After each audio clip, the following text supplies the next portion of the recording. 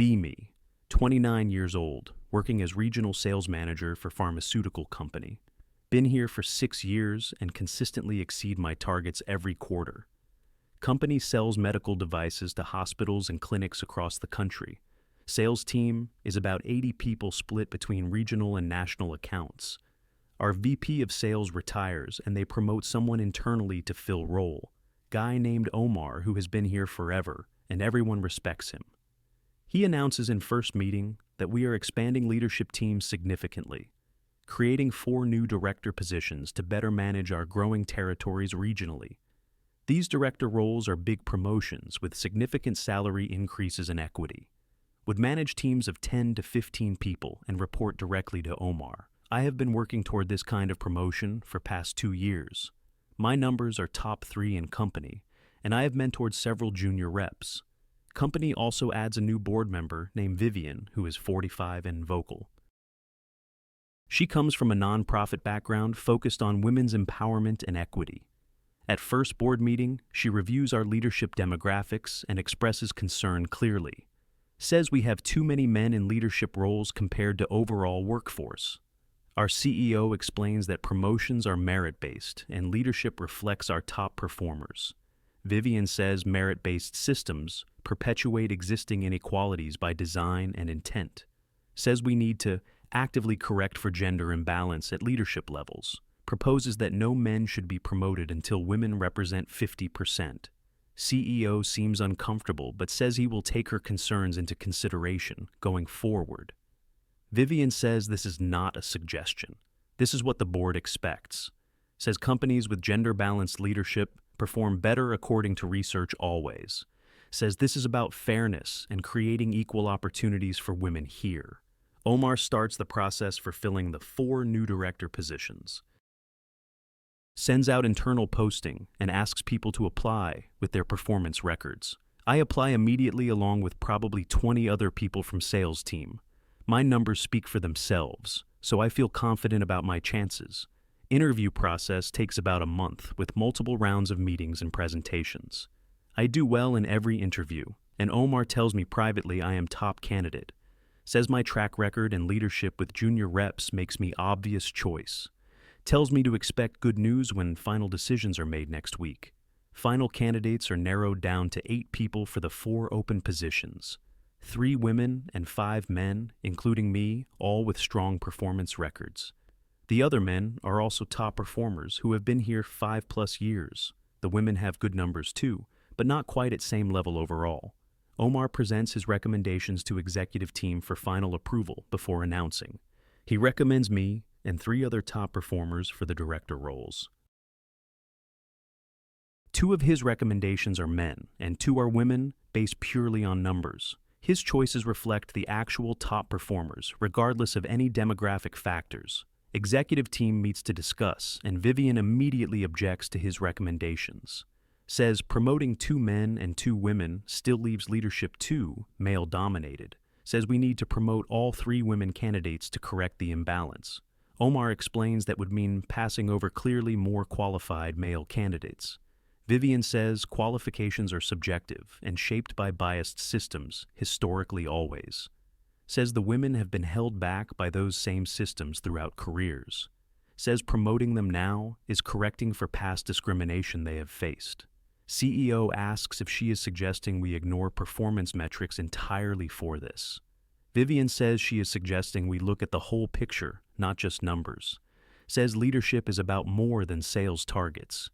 It is about representation and values. Says having more women in leadership will create better culture and opportunities going forward. Omar tries to argue, but Vivian has board authority backing her position here. Executive team ends up compromising by promoting 3 women and 1 man for the roles. I am not the man who gets promoted even though my numbers are highest. Guy named Derek gets it, and his numbers are lower than mine this quarter. Omar pulls me aside after announcement and says he fought for me hard. Tells me Vivian insisted on promoting 3 women to move toward gender balance. Says my performance was better, but board overruled his recommendation for me specifically. Says he is sorry and promises to find another opportunity for me soon. I am furious, but try to stay professional about the situation publicly. The three women who get promoted are named Sienna Meredith and Paulina here. All are decent performers, but objectively not top tier compared to some men passed over. Sienna is good but inconsistent and missed targets 2 quarters this past year. Meredith is solid, but has only been here 3 years compared to my 6 years. Paulina is actually pretty strong and probably deserve promotion based on merit alone, but the other two are clearly diversity picks, not merit picks for positions. Several of us who got passed over start talking privately about what happened. We compare our numbers to the people who got promoted, and pattern is obvious. Guy named Trevor, who has been here 8 years, got passed over despite top numbers. Another guy named Kendrick, who brought in 3 major hospital contracts, got passed over. Both of us are outperforming the women who got promoted by significant margins. But we got blocked because of our gender, not our performance or qualifications. We hear through the grapevine that Vivian personally vetoed our promotions in meeting, told executive team that promoting more men would send wrong message to workforce. Said the company needed to make statement about commitment to gender equity. Our qualifications and hard work did not matter, because we are men apparently. Few weeks after promotions are announced and new directors are settling into roles, I noticed that Sienna is struggling with managing her new team of 12 people. She micromanages everything, and her team is complaining about her leadership style constantly. 2 of her reps asked to transfer to other teams within first month. Meredith is having trouble with the strategic planning aspects of director role clearly. She was great as individual contributor, but management is different skill set entirely. Her team misses quarterly targets because she cannot coordinate efforts effectively across territories. Omar has to step in and help her reorganize her team's approach to sales. Paulina is actually doing well and seems to be growing into the role naturally. She has good instincts for leadership, and her team is performing solidly.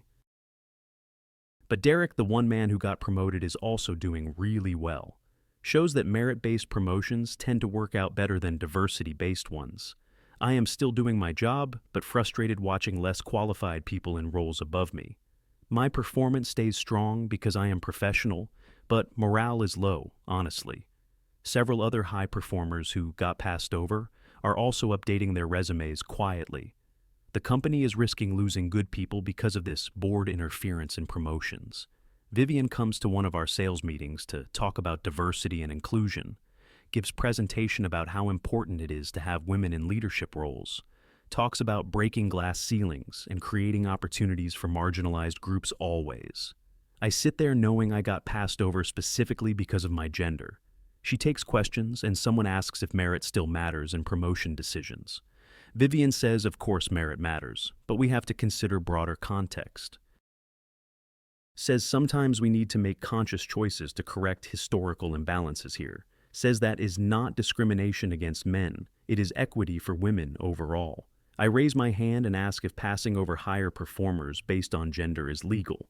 Vivian looks annoyed and says no one was passed over based on gender only. Says all promoted candidates were qualified, and decisions considered many factors beyond numbers. I do not push further, but we both know that is not true at all. After meeting Trevor, pulls me aside and says he talked to an employment lawyer. Lawyer said, "What company did?" Sounds like potential gender discrimination case clearly. Says if we can prove men were blocked from promotions because of gender, we have claim. Asks if I would be interested in joining him and filing a complaint. Tell him I need to think about it because suing your employer is big step. He says he understands, but company cannot get away with this kind of discrimination. Says if we do not stand up for ourselves, this will keep happening. Gives me the lawyer's contact info and says to reach out if interested. Spend the next few days thinking about whether to pursue legal action here. On one hand, I do not want to be guy who sues company over promotion. On other hand, what they did was wrong, and I have clear evidence. My numbers were objectively better than people who got promoted over me. Talk to my wife about it, and she says I should at least consult lawyer. Says if I have a case I should pursue it, because discrimination is discrimination. Says does not matter if discrimination is against men, it is still illegal. She is right, and I decide to call the lawyer Trevor recommended. Meet with lawyer named Patricia, who specializes in employment discrimination cases here. Show her all my performance reviews and sales numbers compared to promoted employees. Show her emails and documents proving I was top candidate before board got involved. She reviews everything carefully and says, I definitely have a case worth pursuing. She explains that Title VII prohibits discrimination based on sex, including against men. Says companies cannot pass over qualified candidates because of their gender regardless. Says even if company claims it is for diversity purposes, it is still illegal discrimination. Asks if I know of other men who were similarly passed over for women. Tell her about Trevor and Kendrick, who both got blocked despite strong performance. She says multiple plaintiffs would strengthen the case significantly against company here. Says it shows pattern of discrimination, not just one isolated incident or decision. Asks if I am willing to go forward knowing it will be difficult in public. Tell her yes, because what company did was wrong and needs consequences. She says she will reach out to Trevor and Kendrick to see if interested. Says she will file EEOC complaint first before potential lawsuit down the road.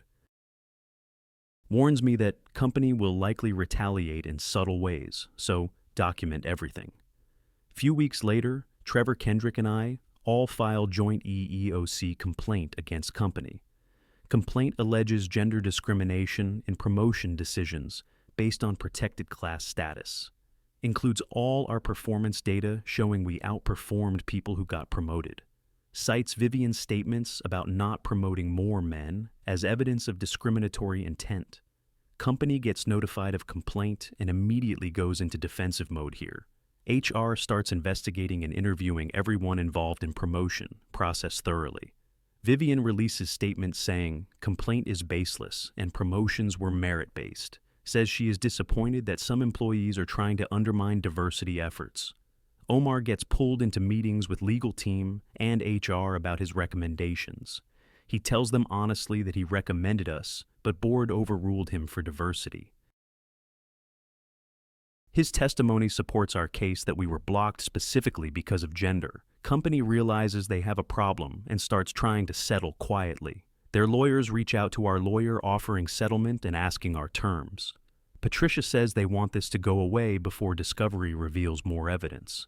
Says we have them on the ropes because Omar's testimony proves discrimination clearly. Asks what outcome we want beyond just money from settlement offer. Tell her I want the promotions I earned and I want policy change going forward. Want acknowledgement that what they did was wrong and assurance it will not happen again. Trevor and Kendrick feel the same way about wanting actual change, not just payout. Patricia says those demands might be harder to get than just money settlement. She goes back to company with our demands and they reject them initially. Say they cannot give us promotions now because positions are filled already.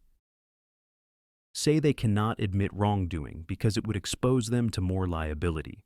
Say they can offer substantial financial settlement, but that is all legally. We reject their offer and tell Patricia to move forward with lawsuit. Complaint gets filed in federal court alleging gender discrimination under Title VII clearly.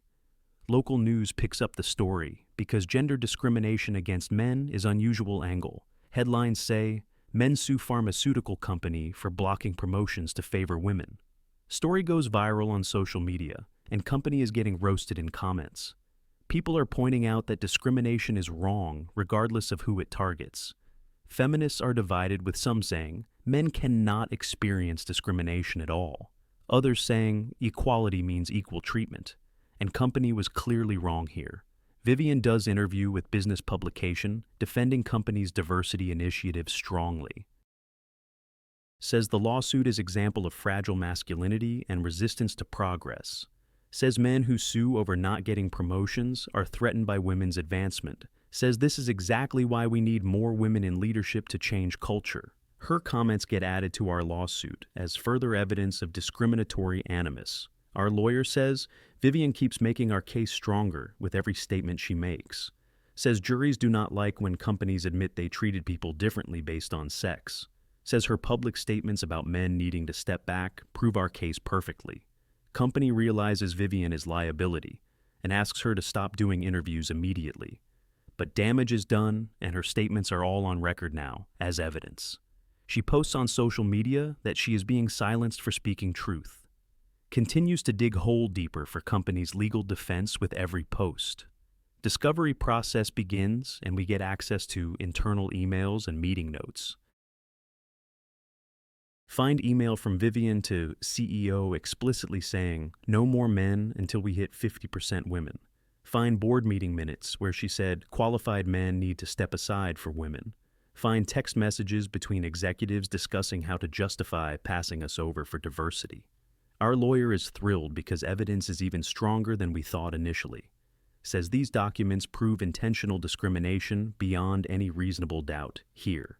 Says company will almost certainly settle now, rather than let this go to trial. Says we have all the leverage and can push for our original demands again.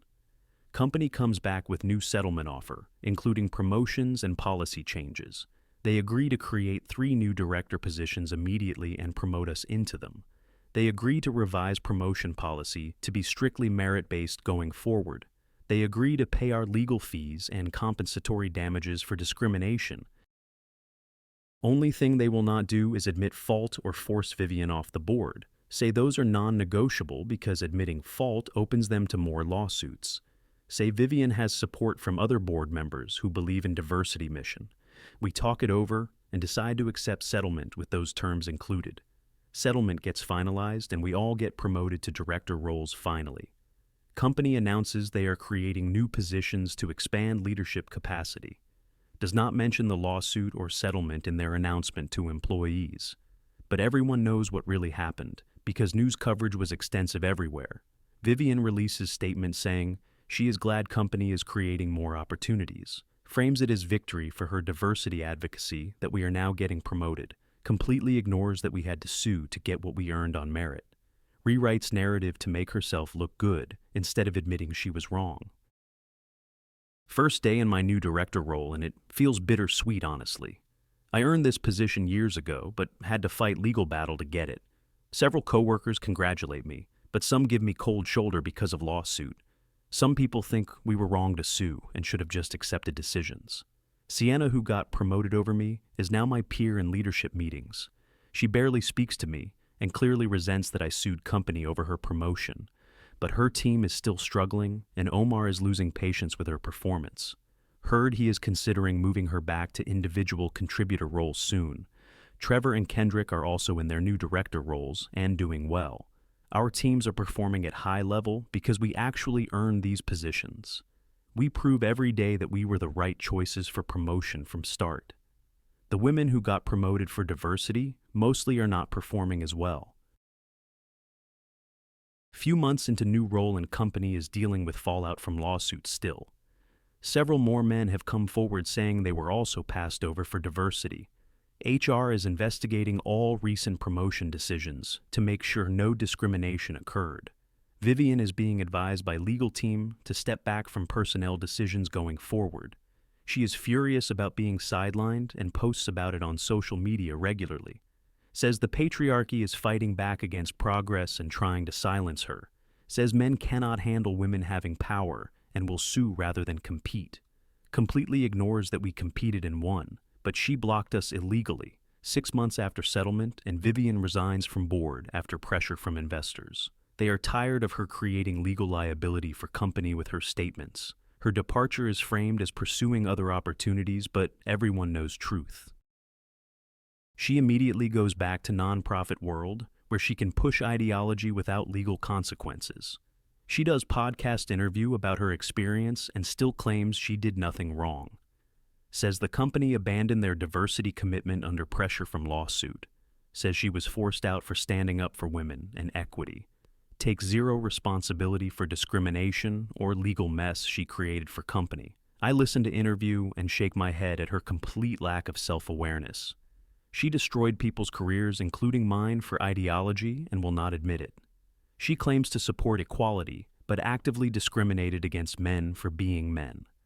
That is not equality, that is just discrimination with a different target chosen. Think about how close I came to never getting the promotion I earned. If we had not sued, I would still be in my old role watching less qualified people above me. Vivian would have continued blocking men from advancement for her diversity quotas. Other talented people would have left company because merit did not matter anymore. The lawsuit cost me stress, time, and money, but it was worth it. We proved that discrimination is wrong, regardless of who it targets. We established that companies cannot favor one gender over another, even for diversity. We protected future employees from having their careers destroyed by ideological board members. Company culture has shifted since the lawsuit and settlement was finalized here. Promotions are now much more transparent and based clearly on performance metrics. Nobody talks about diversity quotas anymore because legal teams shut that down. People are judged on their results, not their demographics, which is how it should be. The women who were promoted for diversity are mostly struggling still in roles. Sienna got demoted back to individual contributor after her team collapsed completely. Meredith is on performance improvement plan because her numbers are consistently low. Only Paulina is thriving because she actually had the skills for leadership role. This proves that diversity without merit helps nobody in the long run, puts unqualified people in positions they are not ready for, which hurts them, passes over qualified people, which hurts them and makes them leave company, creates resentment and division instead of actual equality or fairness for anyone. Year after lawsuit and I am being considered for VP role eventually. My team has consistently exceeded targets, and other leaders respect my work. This is what merit-based promotion looks like when discrimination is removed. I got here because of my performance, not because of my gender or identity. Trevor and Kendrick are also being groomed for senior leadership roles here. Company learned their lesson about blocking talent for ideological reasons finally. Our lawsuit saved the company from destroying itself with bad diversity policies. We did them a favor, even though they fought us every step of way. Vivian is now consultant helping other companies implement diversity programs apparently. Wonder how many of them will end up getting sued like our company did. She learned nothing from experience and will repeat same mistakes elsewhere. Some people never learn, they just find new places to cause same problems. Sometimes blocking promotions for diversity creates discrimination, not equality at all. Sometimes the people screaming about equity are the ones treating people most unfairly. Sometimes you have to sue to get what you earned because ideology overrides merit. And sometimes a board member's crusade gets wrecked when lawyers show up with evidence.